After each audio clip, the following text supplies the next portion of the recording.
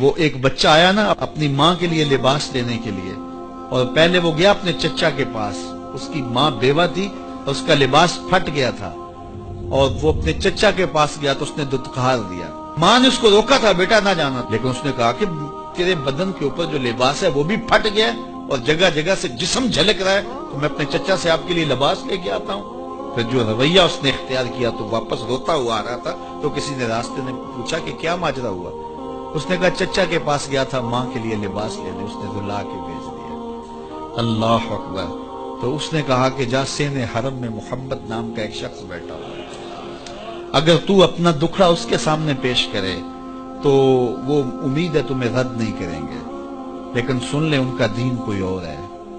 اللہ اکبر۔ اپنے ماں کے پاس آیا تو ماں کو کہا کہ چچا نے تو لا کے بھیج دیا، لیکن آپ کی حالت مجھ سے دیکھی نہیں جا رہی۔ بچہ ابھی شعور کی منزلوں میں قدم رکھ رہا تھا، پہلے بہت چھوٹا تھا، اب اس کے اندر ایک جذبات تھے بچے کے اندر۔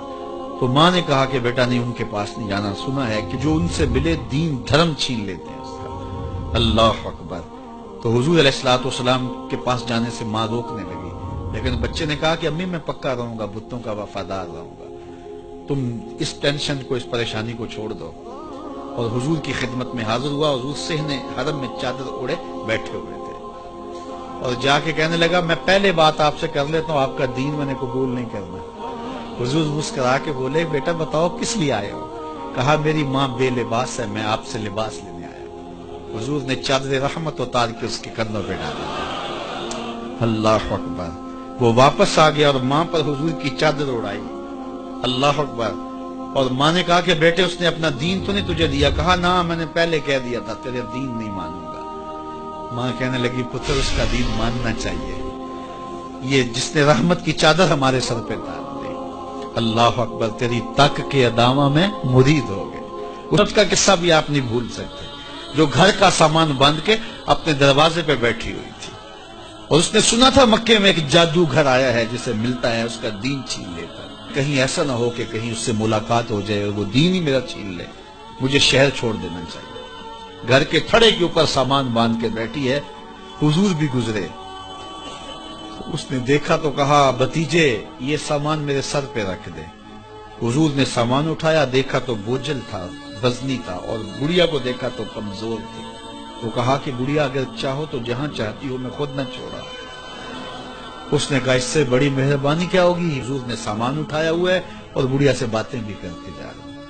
تو بڑھیا کو کہا کیوں جا رہی ہے؟ اس نے کہا کہ سنا ہے یہاں ایک جادوگر ہے جو لوگوں کا دھرم لوٹ لیتا ہے، لوگوں کا دین لوٹ لیتا ہے۔ میں نے ساری زندگی بتوں سے وفا کی، میرے آباء و اجداد نے بتوں سے وفا کی ہے، میں چاہتی ہوں دین اجداد ہاتھ سے چھوٹ نہ جائے، آخر اس شہر میں رہتی ہوں کہیں مل نہ جائے۔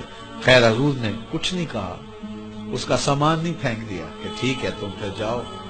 سامان اس کا اٹھایا اور جہاں تک اس نے جانا تھا سامان پہنچایا، سامان سپرد کر کے واپس پلٹنے لگے تو اس نے کہا بچے اپنا نام تو بتا دے، لوگ کہیں گے کہ مکہ چھوڑ آئی ہو تو بتاؤں گی ایک جادوگر کے دکھ سے چھوڑ آئی ہوں، تو وہ کتنا برا بھلا کہیں گے شہر مکہ کو کہ جس مکہ سے لوگ نقل مکانی کرنے پہ مجبور ہو گئے، تو میں انہیں یہ بھی بتاؤں گی کہ جس مکے میں جادوگر رہتا ہے اتنا اچھا نوجوان بھی رہتا ہے، تو تیرا نام لیا کروں گی، تیرے قصیدے پڑھا کروں گی۔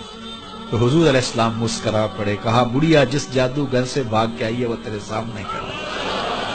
اس نے کہا سچ سے آپ ہی محمد ہیں؟ حضور نے فرمایا نام میرا یہی ہے۔ تو اس نے کہا پھر آپ کا جادو میرے پہ چل گیا ہے۔ اللہ اکبر۔ تیری تک کے ادامہ میں مرید ہو گئے، لوگوں کی خدمت کریں، بوڑھوں کے کام آئیں، دکھیوں کے کام آئیں، مصیبت زدہ کے کام آئیں۔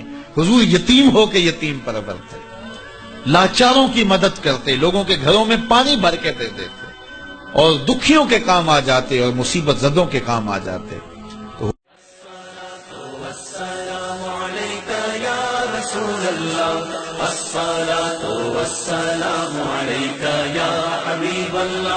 جب تک یہ